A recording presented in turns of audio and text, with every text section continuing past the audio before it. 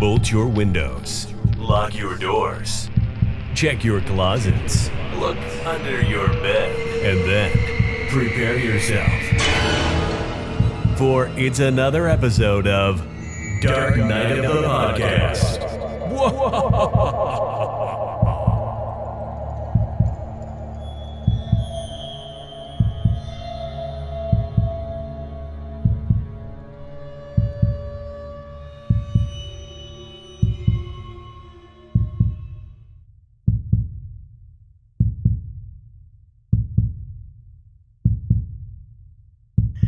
Listeners, welcome to another episode of Dark Knight of the Podcast.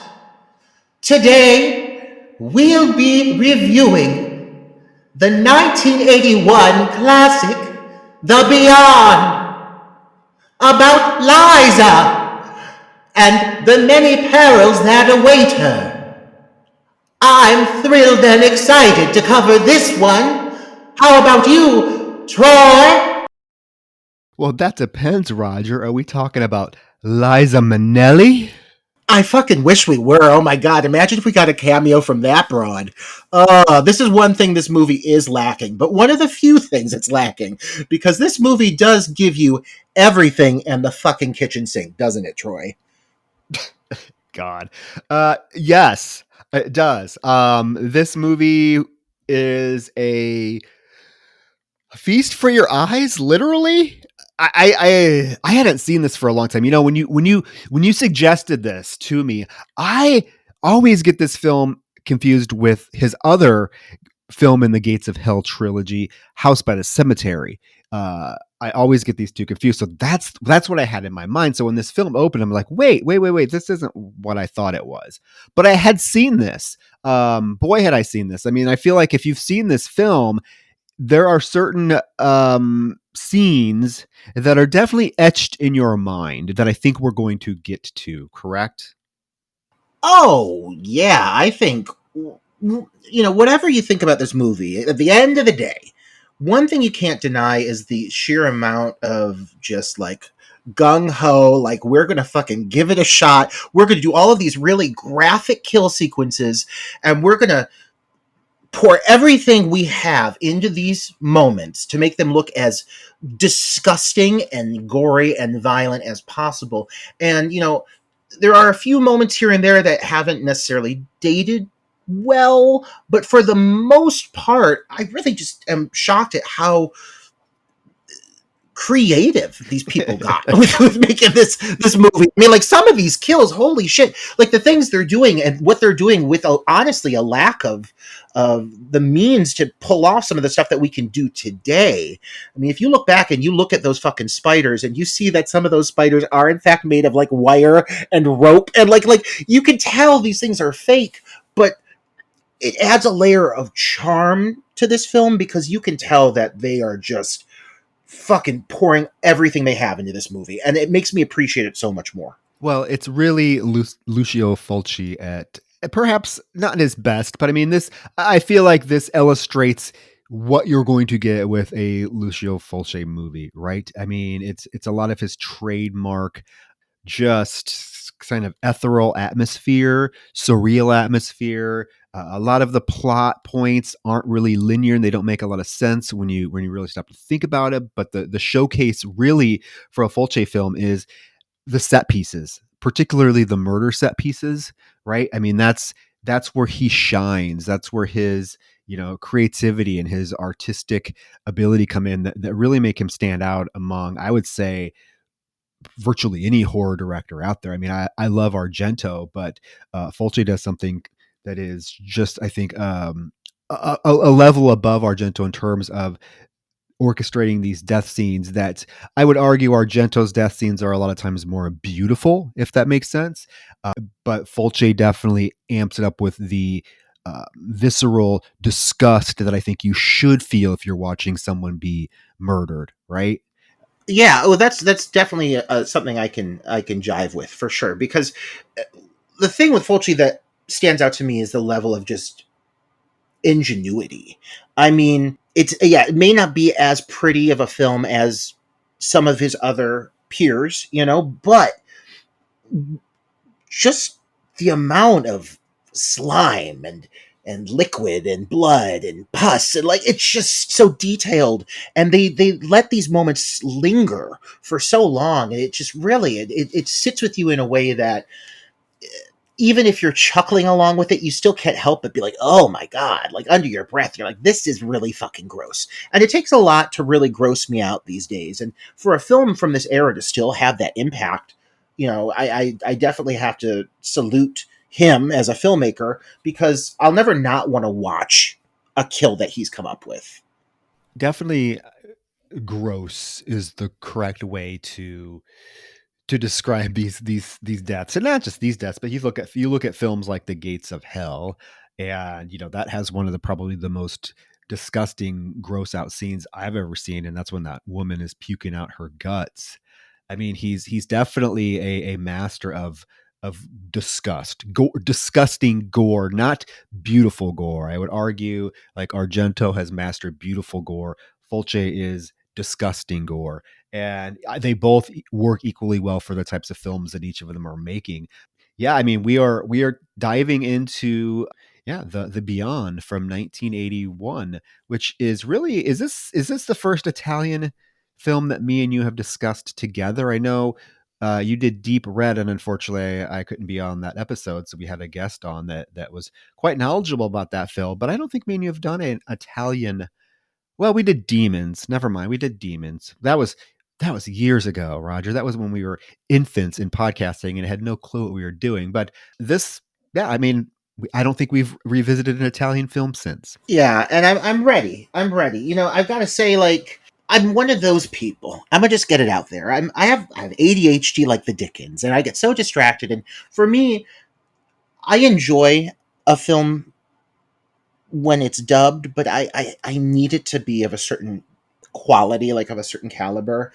And I know some of you are going to get pissed off at me, but literally, it's just I struggle with films that have bad dubbing, and I'm just gonna put it out there. I'm gonna address the elephant in the room, and state that this film to me is an example of a piece of cinema in which the final product was greatly negatively impacted by the poor dubbing, by some of the voiceover work, and there's such a disconnect at times that it really does pull me out of it, and I hate it. I hate that about this film, and I hate that about me, that I can't help but be distracted by it. But I've seen other films that have had a really great mix, a really great job with solid actors who are pulling off great performances, and even though the vocals seem separate from the actual actors that are what they are speaking and what they are saying, it still translates, because that emotional element that you really want to take away from that vocal performance, it's still in there. This film does not have that.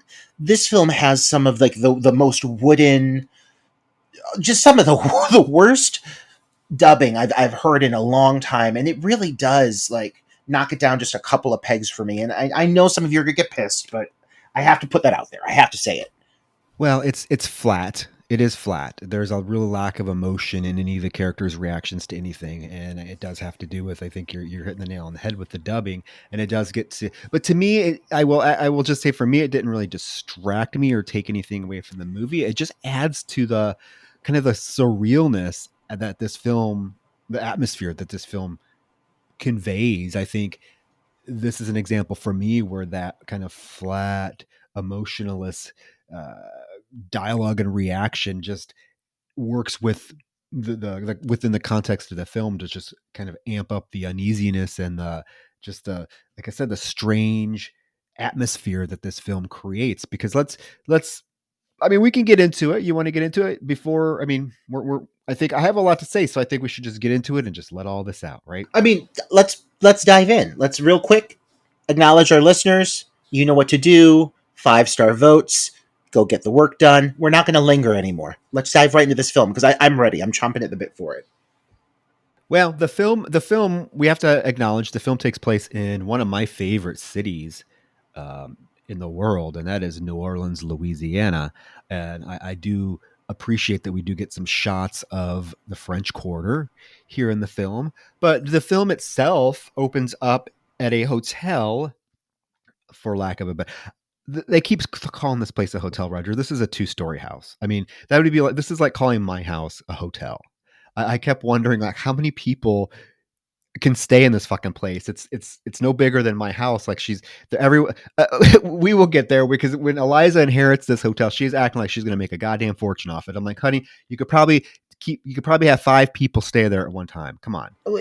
I agree, and overall, like, there's a lot of really beautiful locations in this film, but there's a few of them that do feel a tad forced. We come up to a hospital later. I don't know if that's really a hospital. They have a sign in front of it that says hospital, much like the hotel has a banner that says hotel, but that's all it's got. It's a little forced. No, it's this. There is nothing about this property that looks like a hotel. There's not a check-in desk. There's nothing. Hotel Louisiana, 1927. The opening is like ominous shot on this house, which is very beautiful. It's like your typical Southern Gothic style 2-story home with a wraparound porch that's sitting on a swamp, and we see some men slowly rowing down the bayou, and of course it's thundering and lightning, all to create this atmosphere. And in the hotel, I guess the lady is she the hotel owner, I guess? We don't really know. I guess she's the hotel owner, but she has this book that becomes a prominent part of the film. It's called the Ebon. Is that correct, Roger? Ebon? Yeah, I think that's how it's pronounced. So she finds this book, and her curiosity, she starts reading from it. But we also find out that there is an artist who is upstairs in room number 36, which would indicate, Roger, that this hotel has 36 rooms, right? And there's no way. I've been looking at this building and I'm like, how long? Like, how far back does this building go that maybe we're not seeing an extension or something here? Because it does literally look like it's like a pretty house. I'm sure it has maybe 4 bedrooms, but it doesn't have 36 of them. Like, who are they fucking kidding? But this painter, his name is Schweik, and what we find out is apparently these men who are on the canoe, and actually a whole bunch of men pull up in their trucks, and they ascend upon the hotel. They go in, and the owner, as they're reading from that book about all of the prophecies of the Iban, are included in this book. So whoever this Iban is, I don't know if it's some sort of like demon or messenger from hell, but this book supposedly has some sort of curse linked to it, or I don't fucking know. It's never really explained. I'm filling in gaps here, guys. But while she's reading the book, the men go up to Schweik's room, barge in, and accuse him of being a warlock, and then just begin to violently beating this poor man with a chain. He's very homely, this man, as well. I just want to point that out. Which, I mean, it works for the character, but I'm just saying, very hard to look at. But I want to acknowledge that I very much like the sepia tint that they have. You know, they open on this really, like, kind of just it's shadowy, dark, like I said, sepia. It looks almost like they're throwing it back to like the 1800s at first in a way, but it ends up being, you find out this is like 60 years ago that this happened. They do give it a time frame when you jump into the future, at that time, the present day. And so this whole moment, it's really well constructed and it's really pretty. And you mentioned that, they don't provide a ton of backstory or exposition. Like, you're right, the book, like, you get a rundown, like, you're given a basic idea of what the book is, like, what its purpose is, but in some ways I think the simplicity here works in the film's favor. Like, there are so many what the fuck moments in this movie that eventually you just kind of learn to roll with it. Like, there's kind of a separation from reality here, and so I don't mind the vagueness so much. I think it kind of just works with everything else that's going on. But this whole moment here, it's like, I mean, right off the bat, we're launching into a moment of extreme gore. I mean, he's not holding back. Right away, this dude walks up, he hits the guy in the face with a chain, and you see this massive, meaty facial wound, liquidy, dripping. I mean, there is so much moisture in this film. Like, the sound of trickling liquids and slime, and like, it's so just like gross. The audio is gross, and he doesn't hold back. He gives it to you like right away. You get this disgusting sequence of this guy getting beaten with these chains. And nobody's helping him. Aren't there other people in this hotel? We see that African American gentleman that's like sitting at downstairs at the on the chair that watches the guy comes in. We get the hotel owners there. If there's 36 rooms, there has to be some other people there. Nobody helps this poor guy. He is screaming fucking bloody murder as these people beat him mercilessly with this chain. And then not only that, they drag him down into the basement and tell him that he's the reason why now that this town and this hotel is going to be cursed. He proclaims, he's screaming, he's like, this hotel was built on one of the 7 doors of hell, and only I can save you. But they don't listen because they get him down to the basement and continue to beat the holy shit out of him with this chain, Roger. And yes, you are right. I mean, we are getting wide open gashes appearing on his chest, his arms, his legs, and blood and shit is oozing out. And if that's not bad enough, is this what is this? Is it melted plastic? Oh my god, it's like they basically like tar him. I mean, it's white, but still, Ugh. like yeah, it's melted something, and then they just fucking splosh it all over his face, and you get like a 5 minute long facial melt sequence. Like it is so elongated. This moment, it's so drawn out, and you're just watching a dude's face melt. I mean, it's a fake head, but you're just watching it melt. For yes, and you're right. It goes on for a long time. I was like, whew, looking at my watch. Now, something you said about the effects. I mean, it's very clear in specific shots, even though with the sepia filter and everything, it's very clear that this is a fake head. I mean, it's definitely paper mache at points. You can totally tell. And that continues throughout the film. But I just want to say, Roger, honestly, I don't give a fuck because this was 1981 and nobody was attempting to do shit like this. So I can look past all of the flaws that I think a lot of people, younger people especially, that would watch this film and are used to like the big budget glossy gore films that we see in theaters now would look at this and be like, oh, look how cheesy that looks. Oh, it's paper mache. Oh, it's so fake. It's definitely so fake. You could tell. But I gotta give it kudos because, like I said, the creativity, the forward thinking in some of these gore effects, that was something only Fulci was doing. Oh, I'm so happy that you are touching on this because I even feel like what you're saying about the practical effects. I mean, honestly, I think it translates to all aspects of this film. This movie is really ballsy in that it doesn't necessarily have the biggest budget to work with, but it's really pushing its limits as to what it can pull off and constantly like just striving to give the viewers an experience that's unlike anything that had come before it. And it really pays off. It may look a bit dated. You're right, the effects may look fake, but there's a timelessness to this movie that I don't care. I don't care how fake everything looks. It just works. Well, and I feel like it speaks volumes to Fulci's dedication and fearlessness as a filmmaker. Because Roger, you know this. Me and you have both made films. I've made 3 slasher films where we use practical effects, and I have always been adamant about I want to show the gore. I'm not a fan of cutaway sequences, and there are some instances in some of my death scenes in some of my films where, unfortunately, the effect or whatnot did not go as planned, so I had to cut away a lot sooner than what I wanted to. But I feel like Fulci is the type of filmmaker that he had a clear vision and he wanted to push boundaries. And what I have to admire about him is that yes, he had to know at certain points when he was filming some of this stuff that it was going to look fake or it wasn't going to look the best, but he did it anyways, and he found creative ways with camera angles and stuff like that to fulfill his vision, because Fulci is definitely a filmmaker that does not want to cut away from the gore. He wants to show everything, and I admire him because a lot of filmmakers who are a little bit more of perfectionists would have been like, you know what, this isn't working. We'll just cut away. Not Fulci. He's gonna go full extreme, no matter what it takes, no matter what it looks like, because that's his vision, and I have to admire him tremendously for that. Yeah, the word respect definitely comes to mind here. This is a filmmaker who I respect the hell out of because he represents everything that I feel exists in me as an indie filmmaker. I know it exists in you too. It's just a true diehard dedication to the craft and a dedication to his vision. And you're right, he doesn't settle. He would rather show it flaws and all and say, hey, this is what I made. I created this and I'm proud of it because this is what I was able to do. And I pushed myself as far as I could. And I pushed my team as hard as I could. And this is what we have. I respect the hell out of that. And if anything, I want to take a little of that inspiration and inject it to my own work moving forward because it pays off here. I feel it absolutely pays off.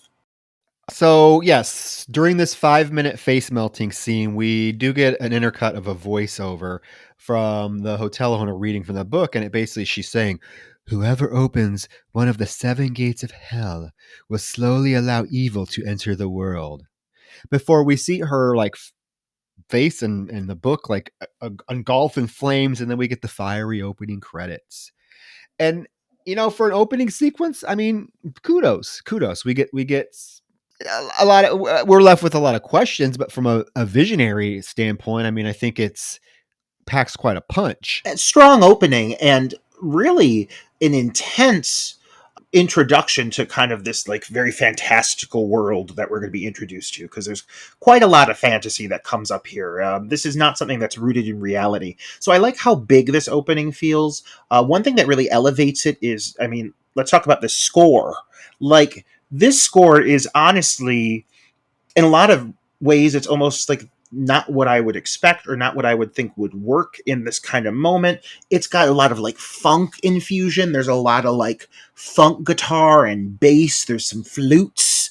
There's some chorales at time, like very like eerie choral vocals. But it always has this kind of like funky kind of just almost like, I almost want to say upbeat in a way tempo to it, though it has this very haunting element to it that keeps it still rooted within that world. And I think that that score makes a lot of sense to me because this is such a fantastical movie, and I feel like they wanted to elevate that, and so they added the score that just really is huge. It's so big and so true to that era of cinema. Those Italian horror cinema was always boasting these really great composers and just these really like creative, inventive scores that really elevated these films and made them so memorable. And I do think this film is an example of that. Well, also keep in mind, Roger, that the film, you know, was released in the United States on DVD edited under the title The Seven Doors of Death. And that particular version, and I remember this DVD, I actually have it or had it. If I could find it, I still have this. I bought it at Best Buy probably in the like late 90s when it first hit the American market for purchase. It had a completely different score, and a lot of the gore was cut out of it. So, luckily we are getting we now can watch the version that is Fulci's version with the original score with all of the gore intact, because for the longest time, if you were an American, the only version of this film you were seeing was the Seven Doors of Death, which again, heavily edited. A lot of the death scenes were quite trimmed down. So I'm glad we finally get to see it in its glory with this score, because I do like the score a lot. I totally agree with you. Now we cut to Louisiana. It's 1981. And we find out through just this film, what I do like about this film, Roger, is that there's not a lot of like lingering scenes of like character development or conversation. What we do find out, we find out through like 2 pieces of dialogue, and then we just move into the action, because what this film really is sort of a showcase for these elaborate death scene set pieces. And the characters around it, I think, are secondary. But that's a lot of Italian films. I'm not blaming Fulci at all. That Argento does the same thing. So we don't get strong characters in this film. This Liza woman that is I guess the protagonist is there's nothing really memorable about her. There's nothing that really makes me like her. There's nothing really that makes me root for her, simply because we don't spend hardly any time with her. We just find out that she's talking to her contractor Martin, and we find out that she inherited this hotel, and she's trying to get a little bit of work done on it so that she can open it up. And like I said, she's acting like, oh my God, once this place opens, I'm set. And I'm like, honey, How? I don't understand. It doesn't look like this isn't like it's on Bourbon Street. It's in the middle of nowhere. I can't imagine there's people like waiting on, with bated breath for this hotel to open so that they can book our room there. I'm like, I don't know, honey, go back to New York. But she says hi to Larry the painter, who's up on a scaffold, and he says hi back, and that he's almost done painting.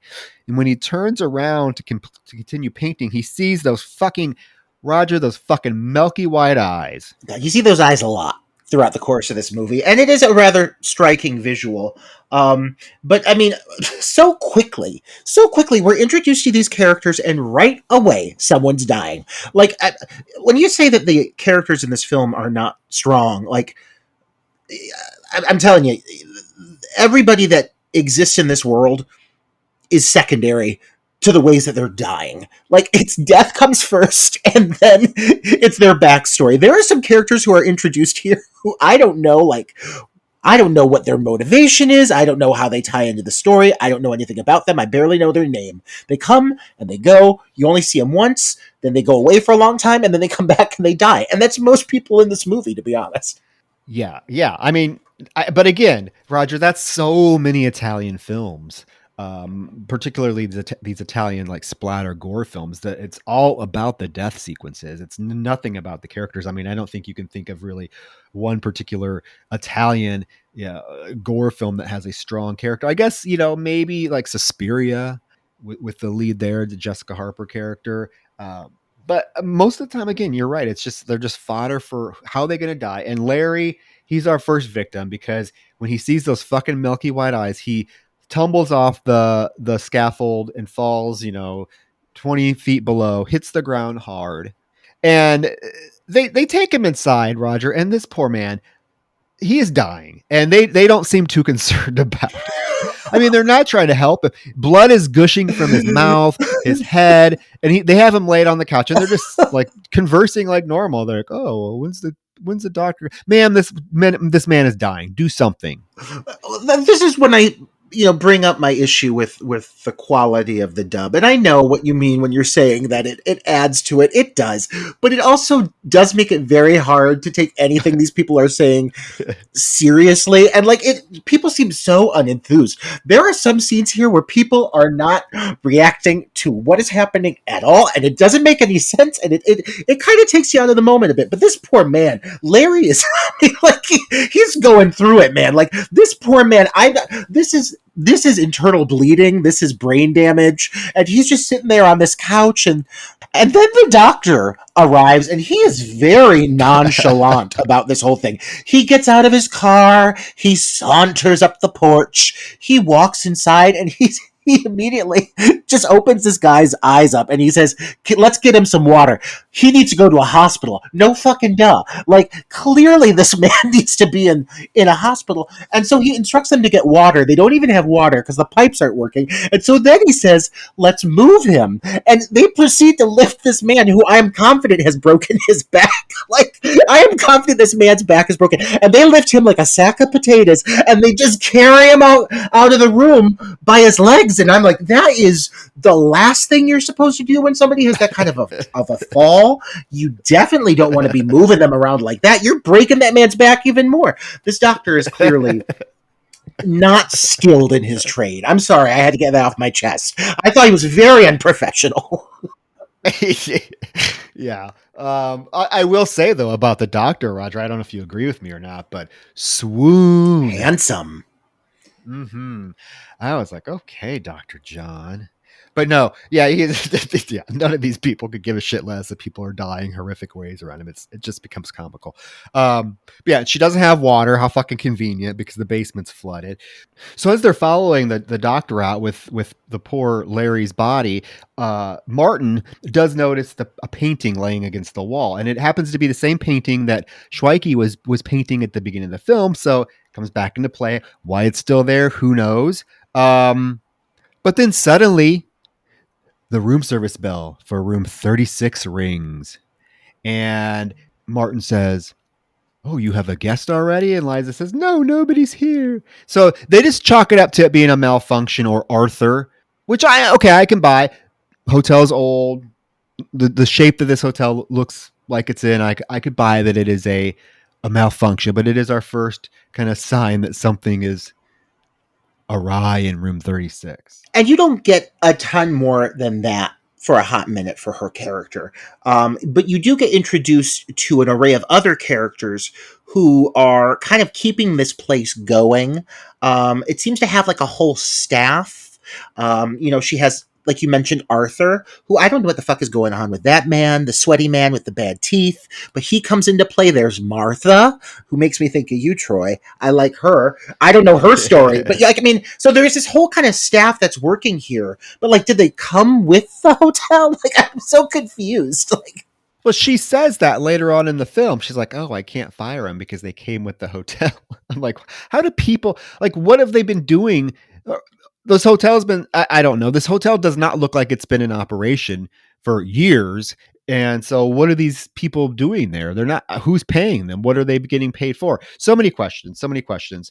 Finally, Joe the plumber, Roger, Joe the plumber shows up to work on the pipes in the basement and the flood in the basement. And when Liza takes him to the basement, they ominously run into Martha, who comes out of the shadows. What the fuck is her problem? Okay, so weird, weird interaction between her and Joe. Like they obviously recognize each other. Did you get that vibe? Was he fucking her at some point? This woman has one expression the entire movie. She's dour. she's just this surly woman, and yeah, like it's just the way that the scene is shot. Like it's all very, very extreme tight on their face. Like it's almost invasive, and she comes out of the shadows. It's so mysterious. I don't know where this woman comes from, and poor Joe, who seems honestly very pleasant. He's just there to do his job. This poor guy gets so fucked over this whole movie.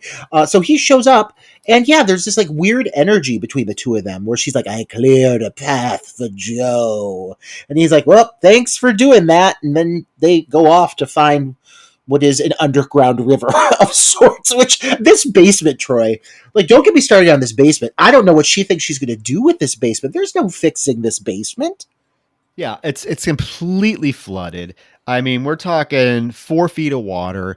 I don't know how you even begin to fix the pipe. I'm no plumber, but how do you begin to fix the pipes? This place is a fucking labyrinth, and every nook and cranny of this place is full of water or leaking water. I don't think Joe by himself is going to be able to fix this. It's a very small team that's going in to fix a very major catastrophe in this house. I would just think that he would at least have an assistant. But Martha, she's so like just sinister. She says, "I made a pathway just for Joe." And then they leave Joe down in the basement to go up to, because apparently Liza's going to town to get some things. I don't know. So he starts to get to work. He sees a hole in one of many leaking holes in the wall. It starts hammering away until it becomes a bigger hole that he's able to crawl through, which leads to just a bigger room with more water and more holes. Upstairs, Roger, we are introduced to your favorite character, Arthur, who is in Liza's room looking through her drawers. There's all these very weird, suspicious things that happen with these people that really have no payoff. Like Martha, yes, she's made to look very, very suspicious. Like you think she's going to be a major villain in this film. Not at all. No, she doesn't have anything to do with the story. She's literally just there to die. But they make her seem so maniacal. And then this guy going through this lady's possessions, looking all sweaty and damp, and suspicious, again, very suspicious. And you think that he's going to, I don't know, be somehow tied into the evil shenanigans that are going on. But again, not at all. Like he's barely in the movie. So it's just such a weird choice to give these characters these very defining traits that make them seem very, I mean, honestly, like negative, and then not doing anything with it at all. Yeah, it's like they want to make all of these people seem really suspicious, but then it becomes for no reason really, which is really the case with one particular character that we're introduced to here real quick. But I mean, yeah, Arthur tells Liza that he's just looking for keys because he wants to clean the room, and she's like, "Well, you need to go clean the chimney; it's clogged." In the basement, Joe is continuing hammering away, and he makes another hole in the wall, and when all of a sudden a hand busts out of this hole and gouges his fucking eyeball out. I mean, right then and there, that quick, Joe is gone. Oh, this poor guy. Like, he really does not know at all what he's getting into, aside from a fucking shit job that he's probably pissed about. But, like, he's just knocking down walls, wading waist deep into ponds of water, and then he walks up to this wall. It starts to, like, deteriorate, and all of a sudden, this fucking hand just comes out of nowhere and, yeah, brutally kills the poor guy. And it was like, whoa. But yeah, it made him feel very disposable. He does remain a consistent, though. Like, he comes back time after time after time throughout the course of the movie and is rather a major element, but in a very much a different way, in a different form. On our way to town, I like this shot. I really like this shot because I actually know this bridge. I've driven across this bridge that Liza is driving across. This is a real bridge right outside of New Orleans, and how it looks. I mean, this bridge, at least from my experience, is usually full of traffic. So seeing it just like isolated, her the only car on it, with that, it goes back to like that sepia filter. It's such a beautiful shot. And she's driving down this bridge and all of a sudden she runs into just this person standing in the middle of the road, who, when Liza gets out, this person like opens their eyes, and again, it's those milky white fucking eyes, and the person says, "You must be Liza. I'm Emily." And it's just unsettling. It's really unsettling. Like, just like I said, the isolation of this bridge and like the filter on I really, really like this shot a lot. I'm sorry, but I do think this woman Emily has absolutely no business being on the road like this. Like, being that she's blind, and and more power to her, but this is just inappropriate. That she would be wandering, that she would be wandering a fucking it looks like a freeway over a fucking ocean. Like, I mean, yeah, what is it? It's running over a lake, right? I mean, it is a beautiful shot, but how dare she put poor Liza in this position where Liza has no choice but get out and help this blind woman, and Liza must be like, what the fuck? How the fuck did you get to be out here? It is very mysterious, and it is a beautiful shot. But like, if I were Liza, I wouldn't even be letting that woman into my vehicle, because immediately upon seeing this blind woman and her German Shepherd in the middle of this very long bridge, like, for her to even have gotten there already seems off to me and somewhat paranormal. So I would just be like, well, I wish you the best. I hope you get to land. I'll be on my way. The Emily character, Roger, is a character that really confuses me because, yes, there's a huge paranormal element to her character, but then what kind of happens to her character? I don't know. I don't know what specific purpose this character serves. Is she real? Is she only visible to Liza? I have a lot of questions that even upon several viewings of the film, I just could not come up with a concrete answer for. But I guess we can discuss it as the film progresses. But yeah, I mean, and you talk about like just characters' lack of reaction to things. Like, any normal person seeing this woman standing in the middle of the road would have I would think would have a pretty big reaction. No, Liza just gets out and acts like it's nothing. Well, my thing with Emily is she really is a pretty major aspect of the film overall. Like, in a way, she's almost like she's providing a lot of exposition. She's the blonde that we saw at the beginning of the film, and now she's come into play, but now she's mysteriously blind. She has a very, again, striking visual aesthetic. It's creepy. Everything about her is creepy. When you look at the promo material for the movie, she's all over it. She's often the first visual you see from this film, like one of the most recognizable aspects of this movie. So there's an element of her that's really like standout, and I appreciate her presence in the movie. But boy, oh boy, are you right in saying that, like, overall, I don't understand how she got to be there.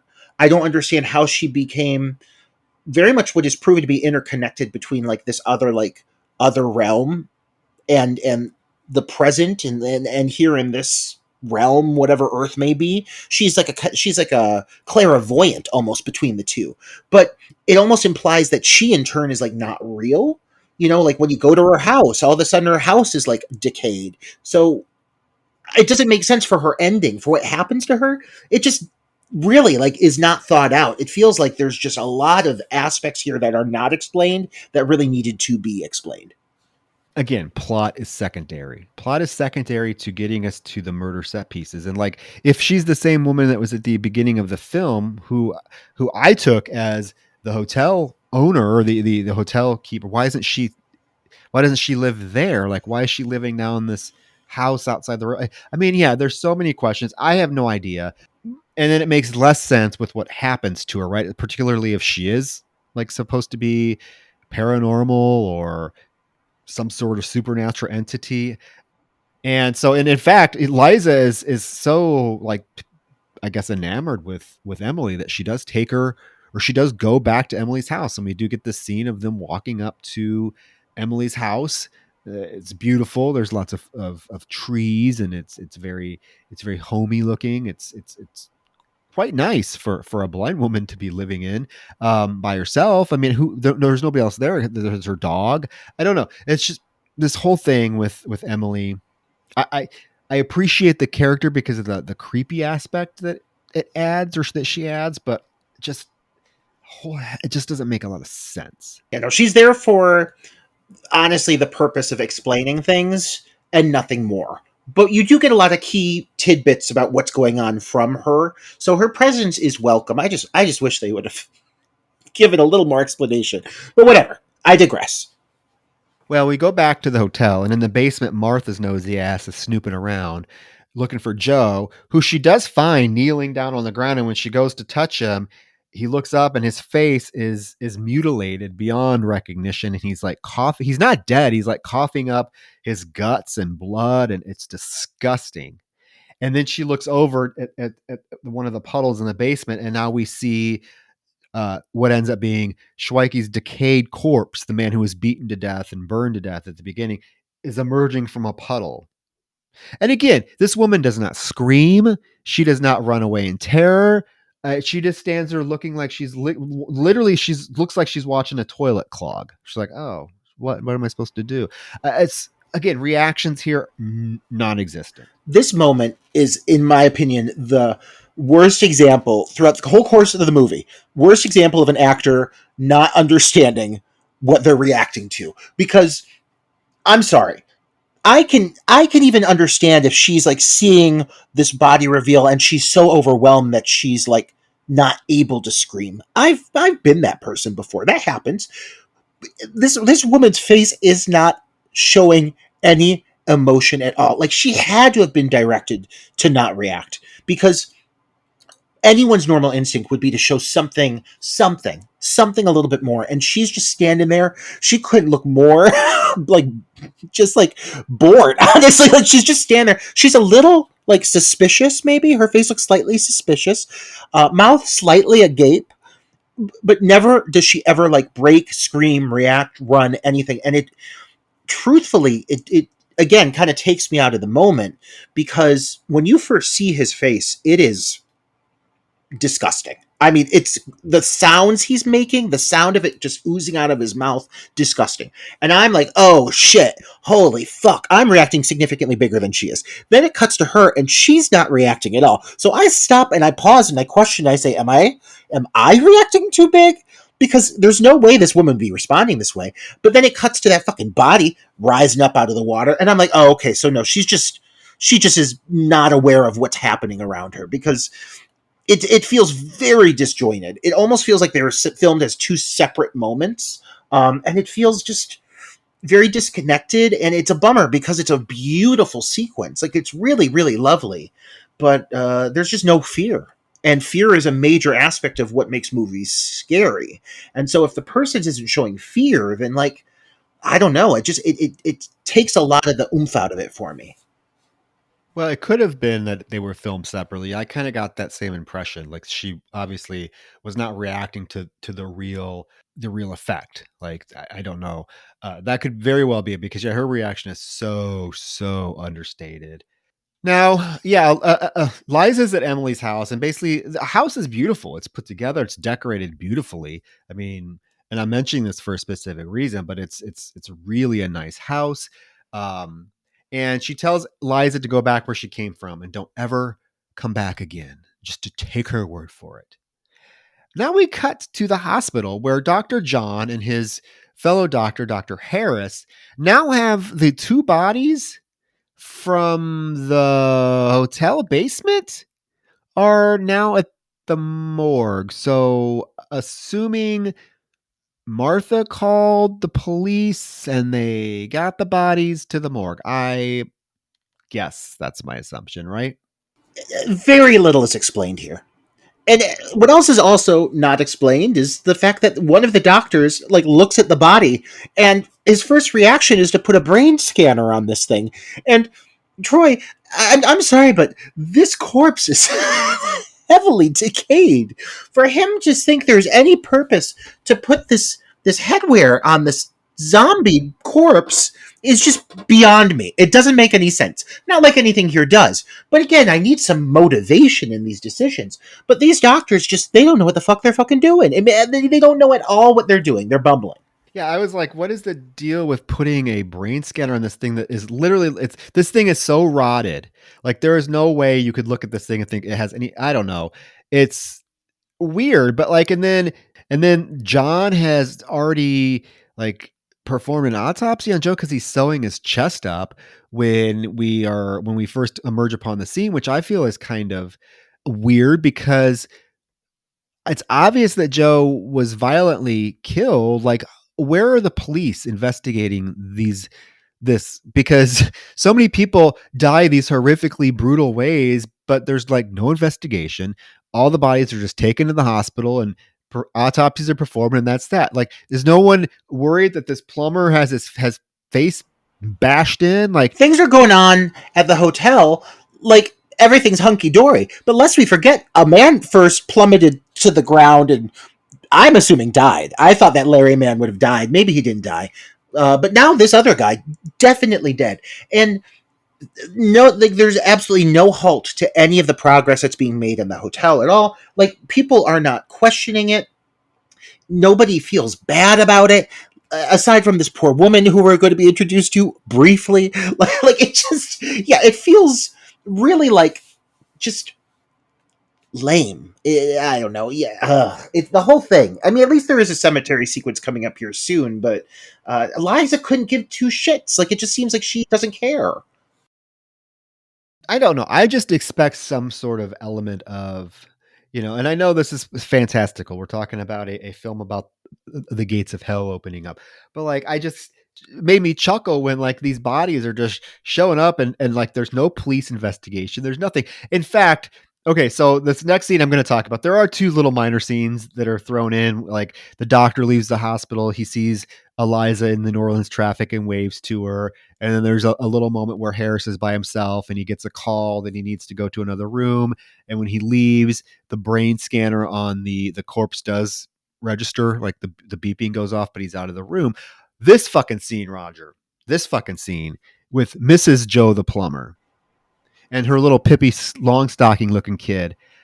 This woman, Roger, she waltzes into this hospital. Her husband nobody realizes that this guy was murdered. Like they're just pretending he must have died of a heart attack. What she's doing there is she's bringing him clothes for his funeral. Like that's the last thing you should be worrying about is burying this man. You should be worrying about somebody ripped his fucking eyeballs out. But she goes into this morgue. What kind of hospital is this? Are people just allowed to walk into the morgue and have their way with these bodies? Like I just don't understand what's going on here. There's too many questions and I don't have any answers is the problem, Troy. This poor woman, well, first of all, it's clearly the first time she has seen her husband's corpse because of she's having like a moment, she's reacting to it, she's responding to it. So like, yeah, you're absolutely right. There's no timeline consistency at all. Like this, in order for this to happen, it would have to have been multiple days that have gone by. And maybe, I don't know, maybe they've been holding the body and this is the first time they're admitting her, like maybe, but it just seems like very abrupt. And so she's coming in, she doesn't get to say a word. She walks on in, I think her name's Marianne. She's looking at these bodies, she's weeping, she's changing the corpse, and that daughter, that Fräulein daughter sitting out there looking like an Amish woman with her braids. And she looks really uptight, but like we don't get any exploration with either of these women at all. Like you don't get to know really Jill. Like I don't know anything about this daughter Jill at all, other than the fact that her father just died. And like literally, like I said, the mom Marianne, I don't even think she says a word. And so it does make for this whole sequence here to seem very rushed. I mean, it takes its time with certain moments. Like this big grand sequence coming up is really fantastic, but like if I feel like they're like, all right, we just got to get to that, so let's just push through this as quickly as possible, the least exposition possible. Let's get to the next gore setup. Well, she's in there. She's touching him. She's feeling him. She takes his clothes off, puts his suit on, puts a suit on him to get him all ready. Does she not notice how his face looks? Like, why isn't she questioning? Like, what happened to my husband? Like, someone clearly murdered him. Why are we not looking for who did this? She doesn't seem to care. She puts a suit on him, and then as she turns to leave the room after she puts a little rosary in his hand, she turns to leave and she lets out a fucking scream.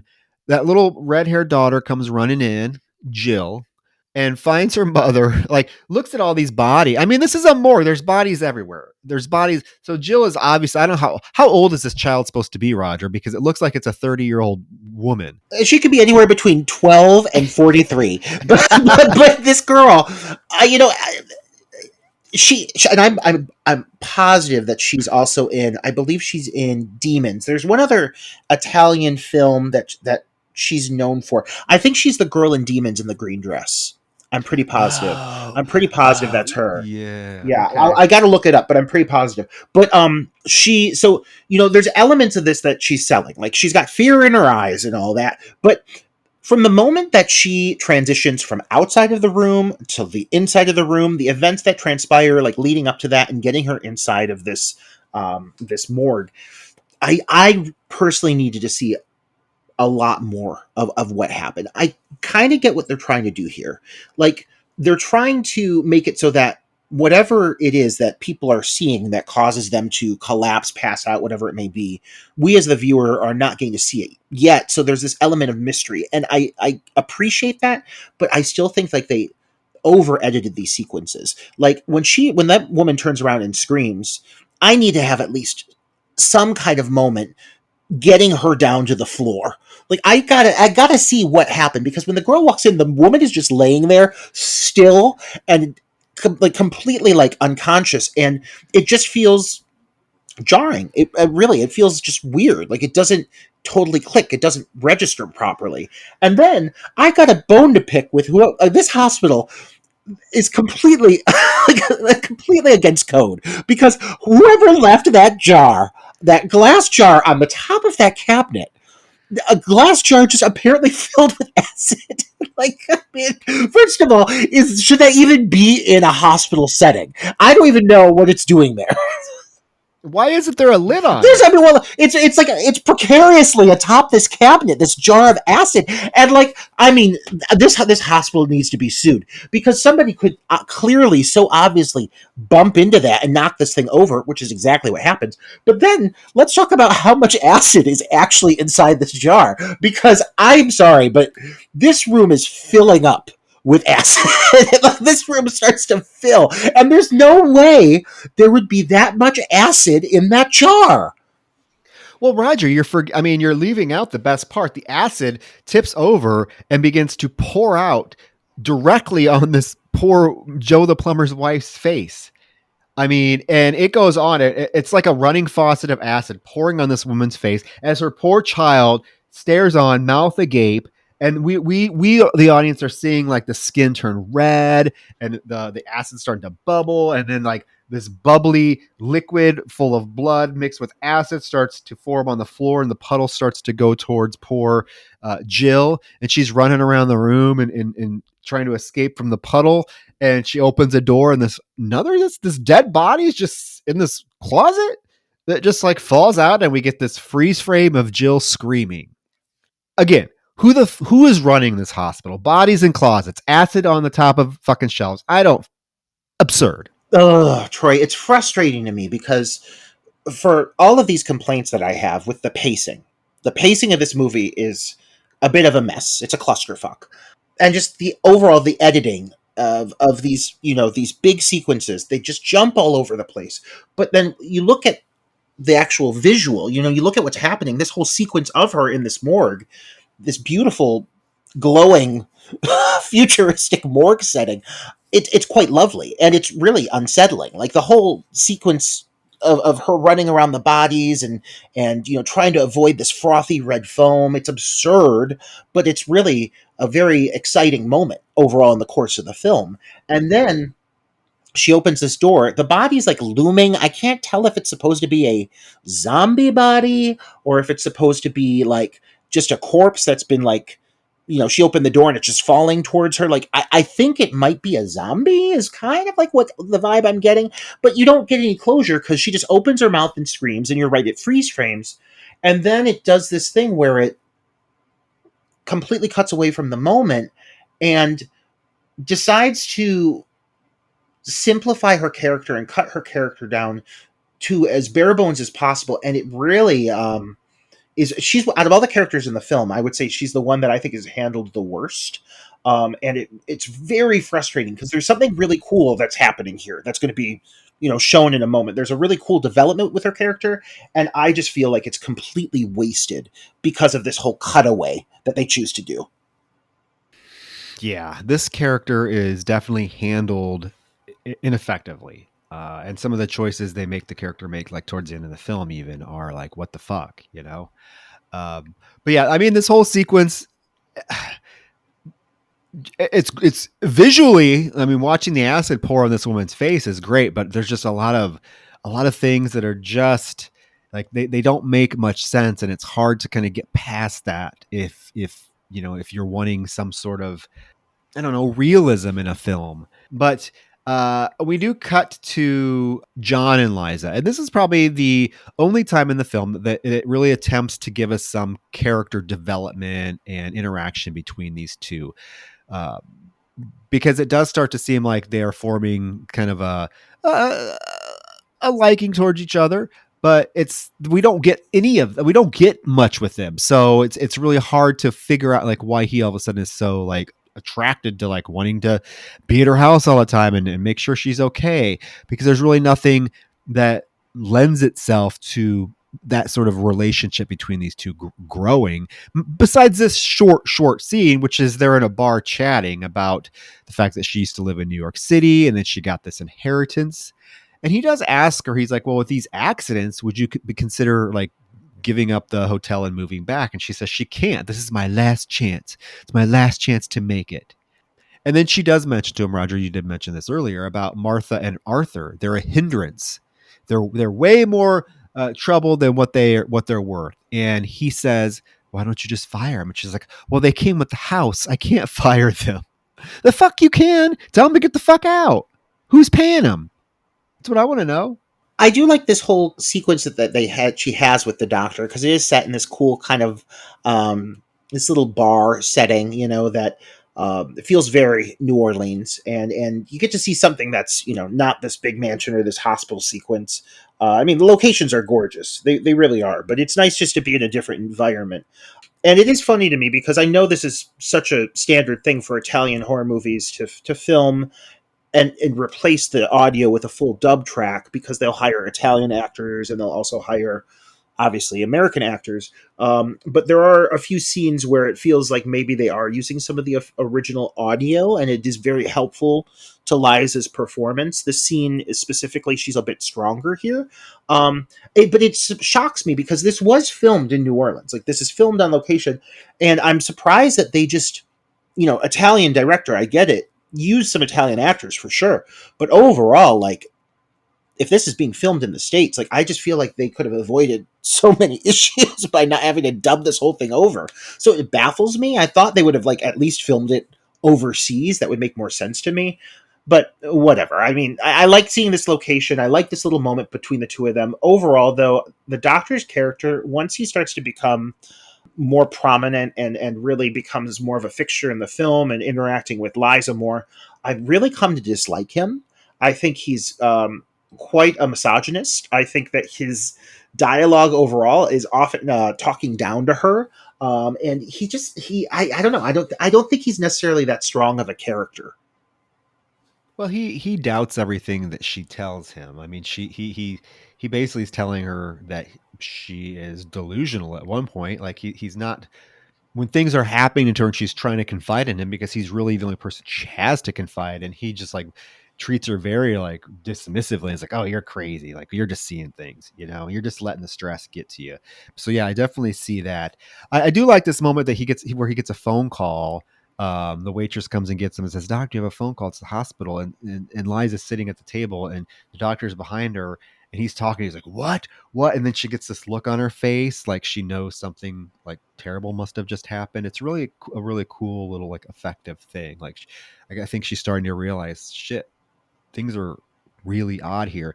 And I do like that. I mean, I love the fact that it's filmed in New Orleans, Roger, because like I said, I love New Orleans, but like this could have been filmed anywhere. New Orleans has nothing really to do with the plot of the film. I mean, so it is baffling that they made the effort to come overseas to film this in America when it could have really filmed. You could have filmed this anywhere in Italy and it would have had just the same effect. I mean, because really the house itself, like this hotel, doesn't necessarily scream New Orleans to me. The only reason I know it's New Orleans is because, like I said, the bridge I recognize. There are shots that take place in the French Quarter, and you get to see that. But the house itself does not scream New Orleans. We cut to the funeral for Joe and his wife. I mean, why isn't anybody questioning how this woman died with acid all over her face? We never hear anybody talk about that. They find her in a morgue with her face burned off, and I guess go on about your day, have a funeral for her, whatever. We don't need to know how it happened. I am not normally someone to say add some police procedural, but God, this movie could have benefited from like at least a police presence or something. Somebody doing their job and checking in on things. Because yeah, they're just having a funeral, like it's no big deal. I mean, it's a big deal. People are crying, but they're not acting like both of these people were violently murdered in two completely separate locations. By the way, I highly doubt that woman laid down. Just laid down and allowed that acid to be poured on her. So it's weird. And then you got this whole little moment, Jill, again looking like Heidi, sad, and she's being comforted by Liza, and like I understand that Joe died on Liza's property, but I don't believe that Liza had any relationship with him aside from that. Like I'm pretty sure that was the first time she met Joe. So for her to be like prominently like comforting Jill, and and having this whole moment where Jill comes up and cries to her, it just felt really unnatural. And then you've got this whole bit where obviously Jill turns and looks at the camera and her eyes are all yellow and veiny like everybody else's eyes with those contacts, those glass contacts, which are, they did have to wear glass contacts, by the way. How miserable is that? But like it's a great concept. It's a really cool concept to throw in the idea that she's possessed by something, but I have no idea what fucking happened. And it's really not explained any further. I mean, she comes back a little bit, but like you got this great idea here, like do something with it. This is another character, Roger, that doesn't say a word. Like there's no dialogue. This poor character Jill has no dialogue in the film at all. I mean, you mentioned another character earlier in the film that had no dialogue. This character has no dialogue, so we don't get to know, like, we don't know who she was as a character before she got possessed, and then like at the end of the film when she does come back, because she disappears the rest of the film except for the final few minutes. When she comes back, they do a choice with her that just is out of the blue and just makes zero sense. I don't know. Again, script story is not this film's strong point, guys. That's we just have it's just not. I think we're gonna, a lot of our comments are going to be about that, but again, it's just every scene exists to get us to the next death scene. That evening, Liz goes downstairs to find Emily is in her house, just sitting there. Like, how did she's there, she's in her house. Emily asks, "Why didn't you listen to me?" "Well, since you didn't listen to me, I guess I'm going to have to tell you the story." that 60 years ago, everyone in this hotel disappeared. And one of the guests, Schweike, he found one of the 7 gateways of hell was on this property. And then suddenly she like starts freaking out. She senses a presence. And Liza's like, there's nobody here. There's nothing here, Emily. She's like, yes, there is. And then the bell from room 36 goes off. She reveals to Liza that 36 was the room that he was killed in, and you must never go in that room. I like this whole moment here. It's quite unsettling. Like you have this great reveal of her just in the shadows and with those fucking glassy eyes. We haven't talked about this broad's voice yet. Obviously, I have an issue with it, but specifically this woman's voice is so flat and just um disembodied in a way. Like whoever did the voiceover for this, it's just this one specifically, it just stands out to me. But I also feel like this is an example of one of those scenes, because they put this great reverb on it. This is an example of one of those scenes where, in a way, as things start to become fantastical and a little bit more unbelievable, it does, like you said earlier, this does start to kind of elevate the moment for me, because it feels very otherworldly, very supernatural. She puts her hands on the painting, it makes her hands start bleeding. I really like that moment. And I do think I appreciate about her character, like she's clearly blatantly trying to warn Liza, who refuses to listen to her. Anything Emily says, don't do it, Liza does it. So fuck Liza. But overall, like, I feel like what I'm gathering is that Emily was involved with the original ritual, which was 60 years ago, which would not explain why she's so young and beautiful. So definitely supernatural presence there. She was involved with it. This is whatever it has happened. That's what's kept her, I'm assuming, alive in this realm all this time. And she's almost been like a connector, a clairvoyant, specifically for that artist, and so she's in communication with him, or in contact, can at least sense him. I'm really grasping for straws here, and I'm reaching, trying to kind of piece this together. But it does seem like her presence overall is positive. Like, I don't think that she wants anything bad to happen. I don't know. Like, I mean, what is going on with her? Like, what would you say? Like, how would you describe her purpose in the film at this point? I would say her purpose in the film exists for me to warn Eliza. No, I'm saying, like, actually, like, what got her, like, what got her to be, as a character, like, what has happened, what has transpired up to this point that got Emily to be who she is and where she is at that time? I don't know. I think she made a deal with the dark forces. I dare say maybe a deal with the devil, because later I can elaborate on that later on when we get to her scene with her dog and everything that's going to come up here real quick, because she does when the entities come to confront her, she's like, I won't go back there. You can't take me back. I've done everything you've asked of me. You leave me alone. So I think she made some sort of deal with them. I personally, the more I watch it, I think she only exists. Nobody else could see her. I think Liza's the only person that can see her. She's obviously a supernatural entity. She's not really exists in the real world, as we find out when John later goes to her house. I think it's an entity that only Liza is supposed to be able to see. She's there specifically to warn Liza, but then that doesn't make sense why we have to witness her death scene. I mean, there's something funky, because you're right. Okay, so let's walk through this. She's freaking out. She thinks there's a presence. She's hearing people call her name. She goes and touches that painting. She's like, "What is this?" And she puts her hands on it, and she pulls her hands away, and they're full of blood. So she freaks out and runs out of the house with Dickie, her dog. We forgot to mention the dog's name is Dickie. She runs out of the house. So Liza runs after her and she calls for her. And then we have this moment, and I think it only exists to let us know that Emily is supernatural, because basically Liza realizes that when Dickie and Emily ran out of the house, that they made no footsteps. There was no sound. When she runs across the floor to run after them, it's loud footsteps, because it's an old house. The footsteps are going to creak. She realizes that no noise was made when they ran out of the house, signaling to me that they are supernatural. And I hate to ask this question, but how does that blind woman run so fast from this house? I mean, she is very much blind, but she takes off and books it out of there full sprint. And I would be like, if I was Liza, I'd be like, ma'am, no, wait, like I would take off after her. I mean, I don't think I think we could sit here and talk about this character for hours and just talk in circles because we're not given enough.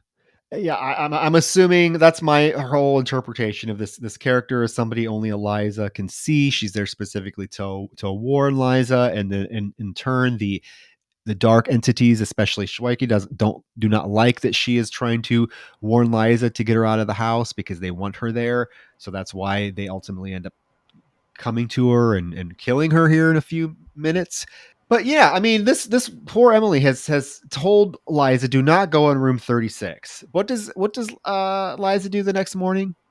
Gets a fucking hatchet, breaks into the room 36. Without hesitation. Without hesitation. Like, did that mysterious blonde clairvoyant not just warn you to not go in that room? I mean, Liza doesn't even take a moment to heed the warning. And there's already enough creepy, weird shit happening that I would at least consider listening. People have died in this place. But the first thing she sees is that dusty book, the Aban, and like the closet creaks open ominously, and she goes in, and all it is a bunch of old clothes. And she's taken in the moment. This room is in disarray, which leads me to believe like nobody has been in this hotel for years. So what have Arthur and Martha been doing here? Is what I want to know. And then she slowly approaches the bathroom, and when she opens the bathroom door, Schweike's corpse is there, nailed to the wall. I have questions because wasn't this corpse just in the morgue? Yes. Yes, I know. It is very confusing. That's my first question. Second question is he was not nailed to the wall in his room. He was nailed to the wall in the basement, right? So this is not consistent. It's not consistent. There's a lot of things here that aren't consistent, but there are also a few things. Like one thing I am, and again I'm reaching, but very much at the end of the film, there is a whole aspect of them going through a doorway and ending up somewhere else.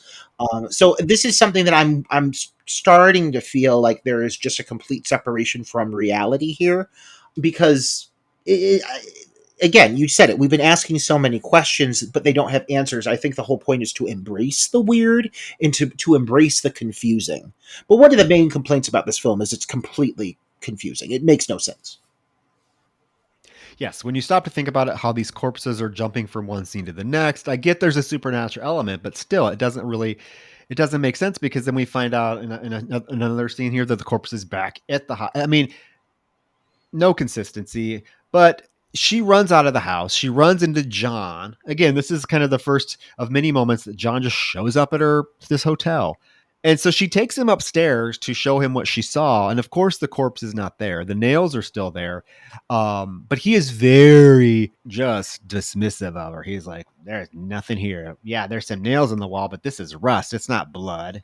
She's like, I swear he was here. He's like, no, I think you're just under a lot of stress.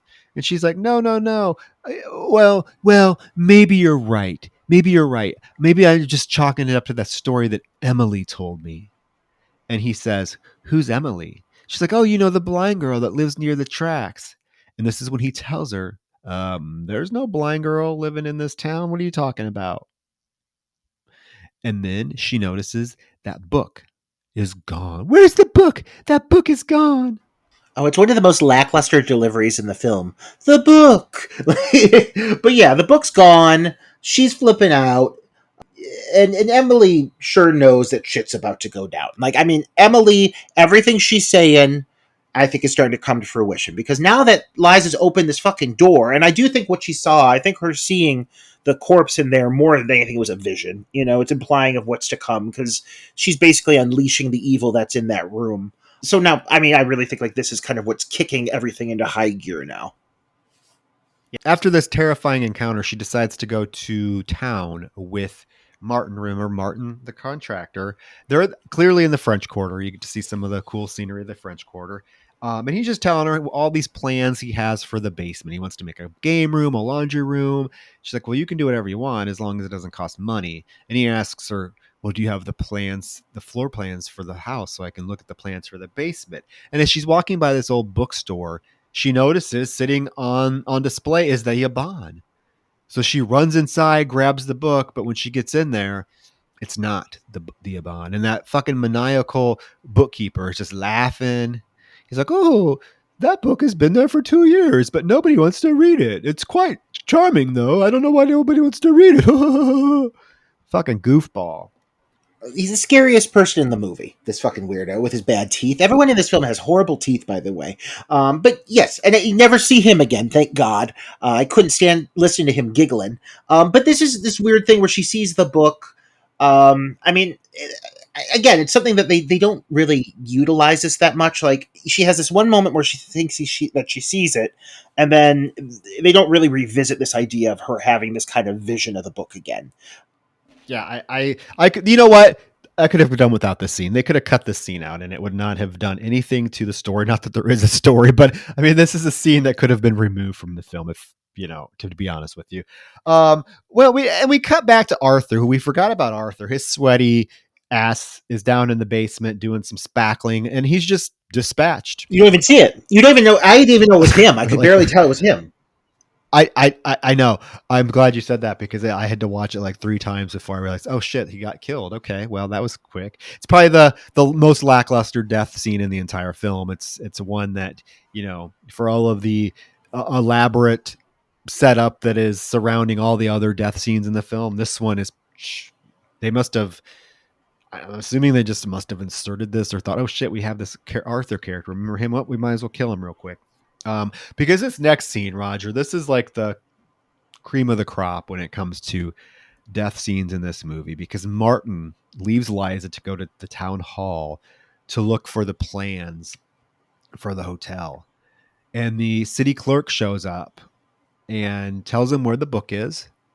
And Martin's like, well, let's get the book down. The city clerk is like, well, you must not have heard. We just had negotiations with the union and we get an earlier lunch break. So I will let you get the book yourself. And I'm going to go to go on my lunch and I'll lock up so nobody bothers you. I think that the guy playing this clerk is actually Fulci, Roger. Oh, a little cameo. Because if you look on the IMDb at the cast, he's part of the cast and he's credited as the city clerk. And this is the city clerk, correct? Yes, you are right. You're absolutely right in saying that. Well, I'm happy to know that he gave himself a little moment here. I'm happy he shared it with Martin. And he's not bad. He's not bad. So he leaves Martin in there. Martin climbs up the ladder. Of course, the book that he needs is on the very top shelf. So he's at the very top of the ladder. He gets it. He's opening it. He's thumbing through it until he comes to the 7 Doors Motel layout. And he flips the page and he notices we see the layout for the basement and there's this huge room in the center of it. He's like, what the hell? And all of a sudden lightning strikes, causing him to fall off the ladder and he hits the ground, that fucking cement floor hard. This makes me cringe. Like when his head hits that cement, this looks real. Like, I mean, it's whew. I was like, fuck, that would hurt. But it paralyzes him. It breaks his neck. He hits it so hard. Martin's been out of control up to this point. Like, he is hell bent on giving this place a makeover. That's the only story arc this character has, is wanting to give this hotel a makeover with money that she doesn't have. So he finally has this moment where he finds his goddamn blueprint, and they fucking give this poor man by far like the cruelest death sequence in this movie. Like, I mean, this poor guy, he's barely doing anything, and then he gets fucking knocked off that ladder, breaks his back. He's still alive though. And what happens next, Troy? I mean, come on now. This is definitely one of those moments that this film is very much remembered for. Okay. I want to know why this scene is not talked about more. This is pretty ballsy. I don't see it. I can't think of another director that would do this, that would try this, to the extent that Fulci goes here. But yeah, once he's on the floor paralyzed, we see all of these fucking giant tarantulas just start crawling out from under the bookshelves, marching towards him. I mean, this is slow. Like, this is not a fast scene. Like, these things are crawling out. There's dozens of them. I mean, we're watching them crawl up his body. They're going up his legs. If you have arachnophobia, this is not the scene for you. And like I said, I cannot believe this scene is not talked about more, because what these spiders do, Roger, is they begin to basically eat his face off, and it's showing it. Like, this is it's showing it. It's not, we are seeing these tarantulas, as fake as they look, dig their fucking fangs into this dude's lip and rip it off, rip the side of his nose off. There's this scene, there's this shot of like Martin, he can't move because he broke his neck, but we see from his perspective of his eyeball. I really like this shot. Like, the spider crawls over his eyeball and he's looking up at it and he's like, ugh! And all of a sudden the spider digs its fucking fangs into his eyeball and starts ripping his fucking eyeball out. Not only that, just when we were one of them goes in his fucking mouth and begins ripping his tongue out. I do not know where these spiders came from, but I am happy that they came to visit, because this sequence, for as absurd as it is pretty stunning. And this is an example of one of those moments where, like, yes, you absolutely identify which spiders are real and which are not. 110%. The fake spiders, I mean, you look like you got them from like a Marshalls or a Michaels during like the Halloween season. Like, they are very cheap looking. And when they are like an extreme close up on his face, like, you see all the details of that, or maybe lack of details.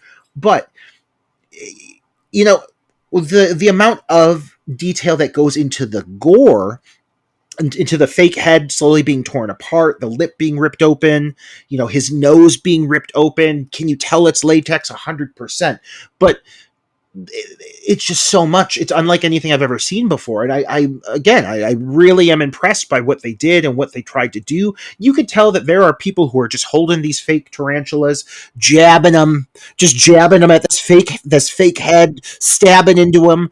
And there's real spiders on top of it. So you're getting close up shots of them as well. And yeah, man, I love the scene, and I'm really, really, really happy that this one goes as long as it does, because like it's excruciatingly long, but from the eyeball to the nose to the tongue, ripping open the lip, like, you see his whole face just get mauled in extreme close up. It's so weird and so surreal, and I love the scene. Yeah, I was going to say, close up, the camera never flinches. The camera's there the entire time. We're watching these spiders rip flesh out. It's something, and if it doesn't make you cringe, I don't know what will. Because this is definitely a scene that I think once you see, you can't forget. Minus, like you said, minus the little flaws that are apparent now, particularly with how fake the spiders look and some of the shots of the head. It's very obviously it's just a latex paper mache type head. But come on, I've never seen anything like this since. Yeah. I would say this is one of the best scenes that we've reviewed to date. I love this moment. Yeah, it's great. It's wonderful. If you've never seen this film, I mean, you need to watch the film just for this particular scene, particularly if you don't like spiders, because I guarantee you this scene will have you just freaking out. But yeah, that's the end of poor Arthur. He's a bloody mess by the end of it, face all tore off. And then we cut to John, who goes to the house that Liza told him that Emily lives in. And now, as he's approaching Roger, it's all squalid and boarded up, which it was not when Liza went there with Emily. Which again lends me to the idea that Eliza is the only person that can see Emily, because now the house is dilapidated. He actually has to break in with garden shears, and when he gets in, the house is fucking filthy. I mean, it's cobweb, furniture is overturned. This is not the house that Liza was in earlier in the film. It is the house, but not in this state. But he does find that fucking book. This book is everywhere. And he begins reading from it, and he finds out about the fact that the hotel was built on one of the 7 gateways to hell. Back at the hotel, Martha, we forgot about this broad. Martha has her little mop bucket and her mop. I don't know what the fuck she thinks she's going to do with this. But she goes into room 36 with her bucket and mop, and, starts to kind of, I guess, try to clean up. When she goes into the bathroom, the bathtub is filled with black water, and she wastes no time, Roger. I would not be doing this without gloves on, but she wastes no time rolling up her sleeve, sticking her fucking arm in that nasty ass water, and pulling out that fucking clump of hair that's clogging it. I don't know where the fuck she's been. I'm happy she's back, but it's much too brief. Because again, I was really anticipating that she was going to be connected to all of this shit that's happening. And no, like absolutely not. All that happens is she drains this fucking tub, she pulls a chunk of hair out of it, and I do really like this moment here where the water starts to lower and you see the form of what is Joe's corpse appear in the tub. And I know it's disorienting. I know it makes absolutely no sense. But I am, at this point, I'm really starting to get the sense that these things are able to, I mean, move and come and go. I mean, again, we're stretching reality here. I'm thinking that they're able to kind of like shift between different realities or between locations at this point because they're possessed by this demonic force. I know I'm reaching, but I'm thinking that's got to be the case because it is a really cool sequence. Yeah, I guess they can just go from like transport from one place to another because they are technically like demons from hell, right? The gate of hell has been opened, so these are demons. Yeah, it is a cool sequence because he rises up from the bath. And of course, this is about the most reaction this woman has because she does start to like whimper and back up, and he comes up and grabs her face, and we get the very infamous sort of Fulci slow push towards someone's eyeball getting poked out because he did his very famous scene in Zombie with that woman being pulled towards that splintered wood. This is sort of the same thing, a little faster in reverse because what ends up happening is this Joe pushes poor Martha's head, slams her head against one of the nails that was protruding from the wall, and we see it in all its glory as it busts through her skull and busts her eyeball out.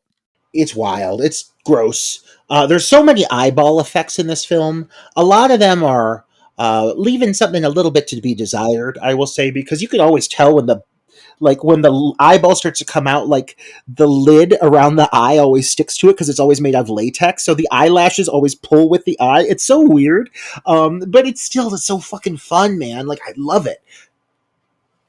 Yeah, that's a great scene. I mean, we see like the camera's right there when that nail protrudes and pops her eyeball out. It's like, woo.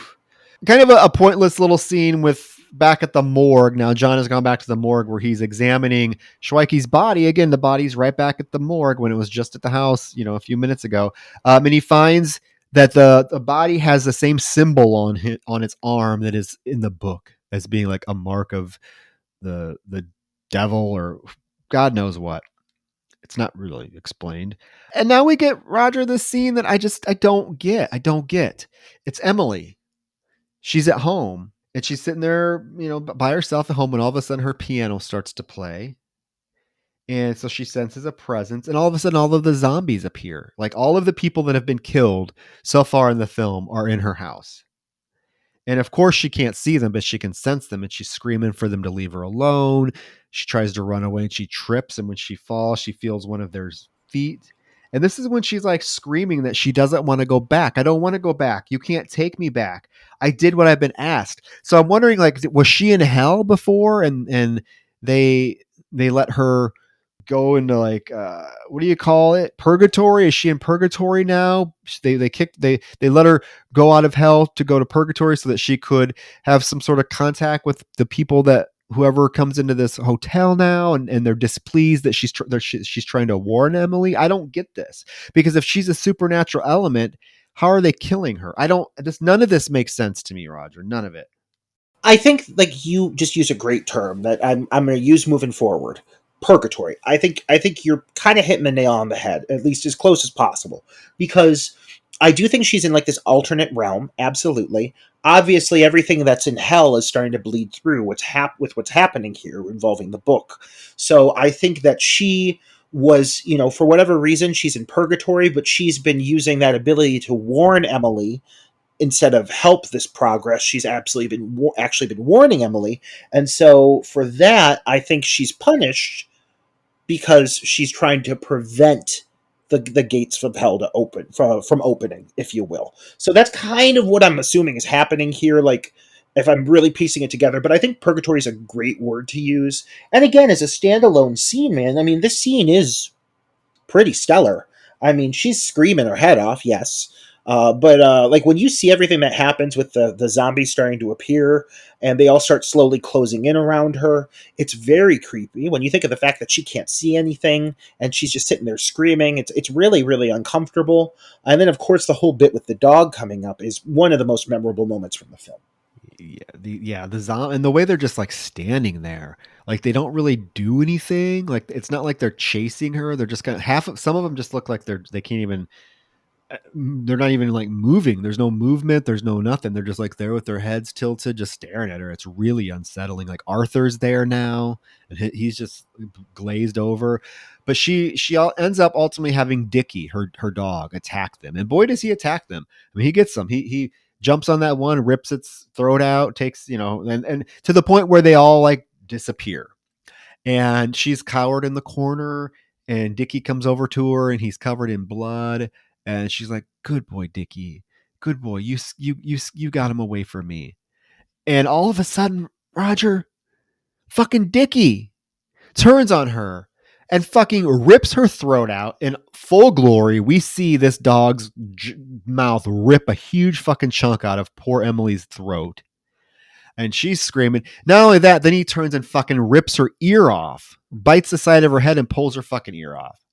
I was like, what the fuck? This is pretty horrible, having this poor blind woman be murdered, ripped apart by her own dog that has been her protector the entire film. How fucked up is that? If you look at the dog, well, first of all, before I even say that, if she's been in purgatory, and I don't think she was blind when she was first seen in the movie, I'm just curious how she even got a seeing eye dog to begin with. Like, where did they procure this dog? So, okay, but Dickie's here. He's here to stay, and he's here to play. And when he comes back to her after he mauls these ghouls, these zombies, you notice that he has like blood on the side of his head. What I'm thinking is like one of the zombies bit him or something like that, and thus he's now infected. It's real quick, but there is blood on the dog.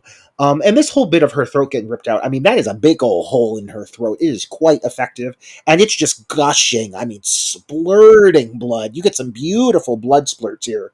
So I really do enjoy this moment. But yeah, this whole bit with this dog is kind of cruel. This poor woman.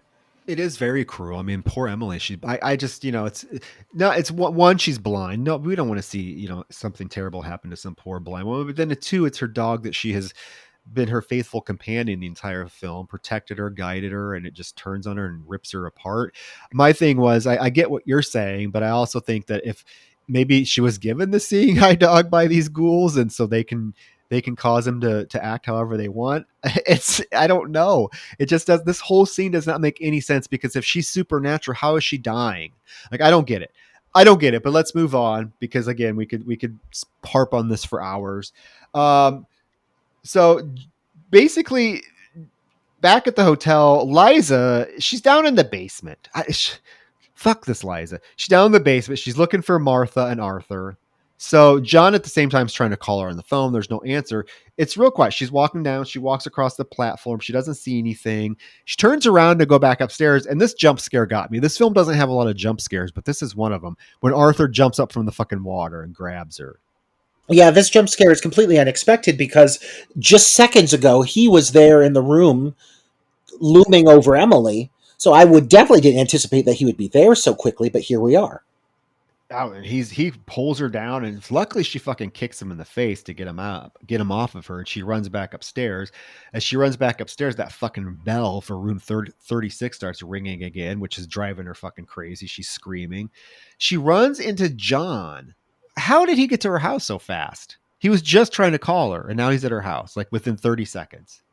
Time does not exist in this film, Troy. I think we've already come to accept that fact because it does not make sense, but somehow, some way, this is where we are. But yeah, when she runs into him, she's obviously hysterical, but he still is like he still blows her off. He's like, "Oh, what are you so scared about? Oh, you're seeing stuff. There ain't nothing there. But I did see what you left for me in that house. I went to that house that you said that Emily lives in, and it's abandoned, but you left that book there for me to see."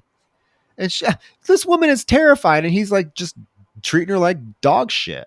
Well, and the fact that he still doubts her, like, it just it's a character choice, it just doesn't make sense to me, because he's starting to talk about like opening up the gates of hell, and he read the book and this and that, and then she comes into play and he treats her like such like a frail woman, and she just went through a genuine experience. Like, she's not hallucinating.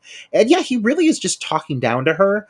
These are the moments with him that I like the least, honestly, over the course of like the final stretch of the movie. I think he becomes significantly more unlikable between his, decisions of how he talks to her and his decision to waste every bullet he has, as we will come to find later. I think he's just rather ineffective. Well, there's an endless amount of bullets later, Roger. But then he asks her something too that kind of puzzles me, because basically he's like, "Oh, well, if you saw Arthur, why don't you take me to where you saw him?" So she takes him back down to the basement, and nobody's there, of course, because anytime she tries to prove anything to him, nobody's there. So he asks her, "Who are you really?" She's like, "Well, what do you mean?" He's like, "Who are you really? Because according to the book, this hotel is one of the 7 gateways of hell." So is he like insinuating that she's like a demon, or I don't get why he's asking her who she really is in such a like accusatory way, but there's like no moment for her to react or like press him what he means, because all of a sudden lightning and thunder starts to erupt and the basement starts to shake violently, and they're able to run upstairs while the whole house is shaking. They run out of the house past the painting, which is now bleeding like the walls of the Amityville house. Just blood is oozing from it. And they get in the car and they drive away. And Roger, I do like this shot. As they pull away from the house, we linger on the house and we see all of the windows light up, and we see like the ghouls, the shadows of the ghouls like walking past the windows. It's it's real creepy. It's kind of basic, but it's super creepy. Well, at this point, we're getting into like the final stretch of the movie, and I do really think it picks up the pacing. At least it's on a mission now. They are wanting to give a big grand finale, and I really think that getting to the hospital and everything, we do get quite a lot of action. I really like where it's going here. It gets really intense for me. But it's repetitive action, Roger. It's not like I really I think that for me the ending is kind of meh. To me, it's the least interesting part of the movie. For some of the sequences that we've gotten, I feel like this ending is a little like lackluster. But I mean, it does go fast. I mean, ultimately, what happens is they get out of they drive away from the house. And they go to the hospital because he wants to talk to Harris, because he feels like Harris is somebody rational that he can talk to about what's going on. He gets to the hospital. They go into his office. He he gets a gun from his drawer. Why a doctor has a loaded gun in his desk drawer, I don't know, but he has one. He gets on the phone to try to call, but the phone is dead. And all of a sudden, Roger, Liza looks at her hands and they're bleeding, like for some reason, which is the kind of the same thing that happened to um, Emily earlier in the film with the painting, but now Liza's hands are bleeding. And when she backs away from the desk, looking at her hands, she backs against his door, and all of a sudden the glass breaks, and now this film turns into a zombie film, Roger, because there are like zombies galore. They grab her and are pulling her out of the doorway, very much like Dawn of the Dead, when John has his gun and he starts shoots them everywhere until like he realizes, oh, you shoot him in the head. Although he knows, like he figures out that you have to shoot him in the head, because he shoots a couple of them in the head to get them off of her. But then as they're running away, he continues to like shoot him in the arm, shoot him in the stomach. I'm like, what the fuck? Oh my god, he's making the worst choices possible. Like, I love a zombie movie, you know that, and I really love the Italian approach to zombies. It is very Romero inspired, but I think like the aesthetic of these zombies staggering through these hallways is quite terrifying. Can they really do much? Not really. But I mean, the visual I think is really really awesome. But yeah, he's just so fucking awful. Like he successfully kills a few of them, but then continues to like shoot them in the torso and everything, and it just is like, man, like what the fuck? But like then you're right, like the amount of bullets, it's just endless. So I guess it doesn't matter, because this gun, the amount of bullets, it just doesn't end. So he's running around this building shooting all these zombies. I do hear what you say that like, for this final stretch, I'm getting what I want as it being a zombie movie. I love that, but it also becomes it feels like they're almost like, okay, now we need to get to the finish line. So like let's just get as gory as we can for a couple moments, and then bam, here's the finale. Like when the ending hits, it feels really abrupt. It feels really, really like unexpected. And so I guess you think for everything that's been building up to, I guess you expect just a little bit more of a final realization or a finalized conclusion. You don't really get that. You do get Jill though. So you do have a moment where you have Jill being discovered in the hospital, in the clinic, or in the morgue area for some reason. I don't know why she's there, but okay, like I can run with this. Yeah, she's on the floor crying. Well, yeah, because when basically John and Liza get separated, when they run out of the hallway, they are bombarded with zombies. He runs one way, she gets into the elevator, they're separated. So when she gets to the morgue, she does find Jill on the floor crying for some reason. So John, the room that he is in, he does find Harris. He's like, Harris, what the fuck's going on? He's like, I don't know. Zombies come in, and again, he has to shoot them with these never-ending this gun. It's just like it's like a six-shooter pistol, but it literally has endless amounts of bullets. Harris runs into another room. Zombies are coming in. He's shooting them, and all of a sudden, the glass door like blows out, and Harris goes up against the wall, and we get this probably the most obvious fake effect in the film is Harris's face being embedded with glass shards. It's very obviously it's a dummy. Very, very obvious. And then it's just it's awkward that he's even there because honestly, like they introduce him, he's there for a second. You think he's going to bring some kind of, I don't know, something to the story, something to the plot, but he's literally just there to die. And it's this really quick shot of like a few shards of glass like rocketing into his face, and that's all you get. It feels like almost like an effect that maybe didn't quite go to plan. Yeah, definitely the hokiest effect in the film. And John seems like totally unbothered by it. Like he's like, oh, like it's not even mentioned. He doesn't even go tell Eliza, oh my God, Harris just was murdered. But he does. He leaves the room and he goes to the elevator and he finds Liza and Jill. And they go back down to the main floor where all these other zombies are coming at him from both directions. Again, shoot, shoot, shoot, shoot, never ending bullets. And he has them run into another room, which looks like another morgue because this room is just full of bodies laying on gurneys, including the one I do like this, the one that's like clawing its way out of its body bag. That's pretty cool. Oh, I love that. I love it. Yeah, I really think that some of the visuals here with the corpses are really quite exciting.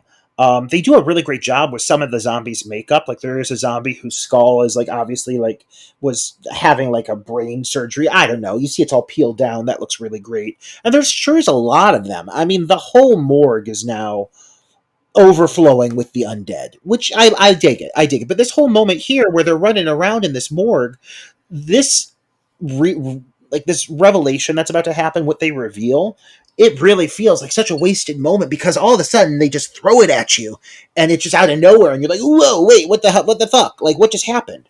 Are you talking about what happens with Jill? Yeah, yeah. Yeah, I mean, we're right there. Yeah, I mean, Jill. Basically, what happens is that zombie that rips its way out of the bag attacks Liza. So of course, John shoots it away, and they try to run out another door when the corpse comes out of this other room, and it is Schweike, and he is just like slowly meandering towards them. John is shooting him, but nothing happens. Liza's back there with Jill when all of a sudden, Roger, Jill turns on her and tries to attack her. Like literally tries to like bite her face. John has to turn her and blow her fucking head off. And we do see her. I mean, this poor little girl's head get blown off, a la, Tom Savini and Maniac. Oh, it's such a good effect, though. I'll say when it comes to the fake heads in this one I think is probably the best. They seem to like really capture her exact facial expression. Like right when they cut away, the mannequin looks exactly the same. The whole top of it blows off. I mean, it is honestly a very impressive headshot.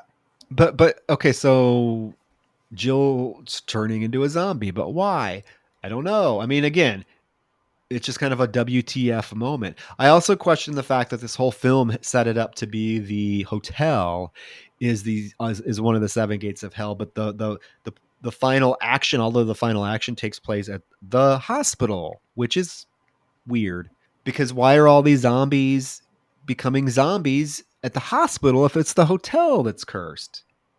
I guess the final line of the movie, or I guess because the gates of hell has been opened, it allows just the dead to anywhere to walk the earth. I don't know. It doesn't make a lot of sense that the morgue at this hospital and the morgue is the final action place for all the action to take place when the whole film has been, oh, it's this hotel, the Seven Doors Hotel is the cursed place.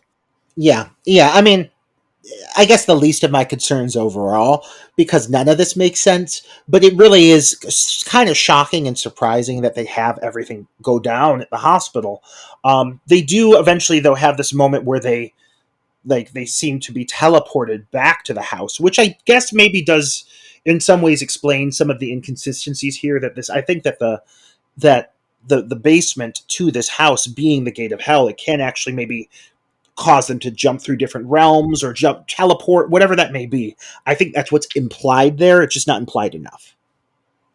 Well, no, because they after they shoot Jill and get away from Schweike's corpse, they run back down the stairs and they realize that they are in the tunnel, right back in the basement of the hotel. And they're like, how can this be? We're back in the basement. And the audience is right there with them. What the fuck is going on? And it's there's a whole lighted pathway through the basement that's leading them through towards this huge open space that they emerge through. And the space, Roger, is exactly what Schweike was painting at the beginning of the film. It's that just blackness with bodies laying on the ground. This is where they're at now. They step into it and then they turn around and they realize like they're trapped now. There's no exit. They look around and they're trapped in this vast black space, which I'm assuming is hell, right? Yeah, I mean, I think that is what's suggested here. And they turn around and run towards the camera, and when they stop facing the camera, both of their eyes turn that white glassy color. And I do love this close up of John's face just in pure anguish when he realizes what has happened. Well, and you hear the sound of like the dead like rising up in the background. Like I think it's implying that the zombies are closing in. But it's very very unsettling. It's very similar to, I don't know if you've ever seen The Void. I think it was 2016's The Void, but that ending clearly took some inspiration from this. Very practically the same ending. It's a really open-ended conclusion, but I kind of like that about it. Like there's a lot of inconsistencies here that I've had gripes with, but the way the ending ends or concludes here, like the note that we end on, I really think is really kind of appropriate, and it's bleak. It's sad. These two are fucked. It is bleak. Again, like I said, the anguished look he has on his face. And then you get that voiceover before the credits roll that says, and you may face the sea of darkness, and all therein may be explored. So yeah, I mean, the very insinuation is that these two are definitely facing the sea of darkness because they're blind, but they're also now just trapped in this what we are assuming is the darkness, this vast, dark, bleak landscape that is hell. And that's their fate now. And it is quite depressing. It is very depressing. But overall, I mean, this movie, I think, never promised anything upbeat, aside from that great disco infused soundtrack. Because this movie is definitely not one that intends to have any elements of humor or laughter to it whatsoever. It's a very dry, very morbid horror film from beginning to end, which is in its favor, but it also makes for some of the more laughable moments to be a little. They take you out of the moment a little bit. There's a couple moments over the course of this film that really have not aged that well. A lot of character choices that don't make sense. But if you're looking at a film, looking for a movie, looking for it to give you something truly just gruesome and violent and gory and repulsive and like I said, bleak and morbid. I mean, that this does deliver in spades. Absolutely. And I would say if you watch this film with his other two, like make it a triple feature, The Gates of Hell, aka City of the Living Dead, this one and House by the Cemetery, watch them all because they are all very much thematically connected and definitely are all about like the idea of hell and hell existing and hell being able to find its way to us as humans and what that can do and what it can cause people to do. And it becomes it's all three of the films are very dark, very morbid, very bleak. I do like the fact that like the Gates of Hell does play with the fact that how um, entities from hell, but like how normal people can be forced to do something that is horrible, because one of the most standout death scenes in the Gates of Hell is not one of the zombies killing somebody. It's actually a human doing it because for a reason that if we find out is not true. But I mean, he's just making a statement, I think, about evil, good versus evil, and as loose as it is, because none of his films have strong stories or strong plots, but I think you can take all three of them and really thread together at least some thematic element that you can see that he's trying to get across with these films. But this one particularly, I just think is very morbid, and the spider scene and the dog scene are two scenes that I think I surprised or I don't hear talked about more in the realm of standout scenes from horror. Oh, I agree. I agree. But hopefully, some of our listeners who have not seen this film, I don't know why you would have gone through this whole episode if not, but if that's the case, A, thank you for enjoying us that much. And B, this should be a good motivator for you to, catch up on some classic horror cinema. And this is definitely a title that, while flawed, the flaws in ways almost make it more beautiful, I really appreciate this film and the fact that it is an example of early 80s practical effects, what they are capable of creating with little to nothing, and it's really impressive. And I really think there's just a lot to celebrate about this movie. It's just not the characters or the storyline. Yeah, and just watch a filmmaker being fearless and just following his vision to a T without worrying about how it may ultimately be taken or look, because this is Fulci definitely being fearless and a visionary in my opinion, and a filmmaker that I look up to along with all the other greats, Carpenter, Hooper, Argento, Hitchcock. I think Fulci maybe gets short of the stick when we're talking about great horror directors, just because he's more known for his gore.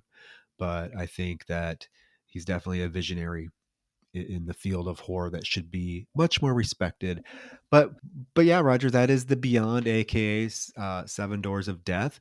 Guys, let us know your thoughts on the film, your interpretation of the film, some of the elements of the film that we question. What are your thoughts on it? But I feel like next week we're going to be back with something a little bit more.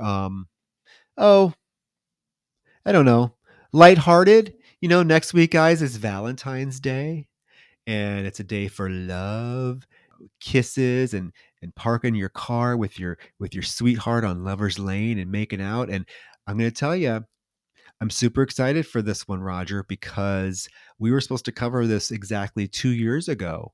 And 2 years ago, this film was not available. So when we said we were going to cover it, I own it on DVD, but you could not get a copy of it because it wasn't in print. But fortunately, Roger, just this past year, Arrow Video released this on Blu-ray. And so now we get to watch it. And finally, 2 years later, my notes have been waiting for 2 years. We get to cover this on Valentine's Day. We are talking the 1999, 2000 ish slasher film starring everyone's favorite house bunny, Anna Faris. We are finally fucking covering Lover's Oh my Lane. goodness, look at us. It's all come down to this. It has. You've never seen it, right? Never seen it. Okay, so there you go. Super excited. So such nostalgia this film gives me, because all I'm gonna say is watching this film for me, even though it was made in the late '90s to early 2000s, is like being transported back to the '80s. That's all I'll say. It's a film that has its flaws. Boy, does it have its flaws! But I feel like its heart is in the right place, and the filmmaker was definitely a fan of the '80s slasher films, and I think it shows tremendously. And there's just a charming vibe that flows through the film that I really, really hope that you dig, Roger, because I've been talking about this one forever. Oh, I can't wait. What a Valentine's treat for our lovers, our fans. Yes, yes. And yeah, I mean, if you haven't seen Lover's Lane, guys, you better check it out before we cover it. But yeah, until then, guys, grab some tarantulas, maybe a seeing eye dog or two, and have a wonderful night. Yes, listeners, I hope you all enjoy The Beyond as much as we did. Even if we were a little harsh on it, it does not mean we didn't love it. And I can't wait for this next one because, I love Valentine's Day and I fucking love Anna Faris. So let me just throw that out there as well. Perfect. Perfect. Cannot wait. So, guys, next week, Lover's Lane on Valentine's Day. So, with that, good night. Good night.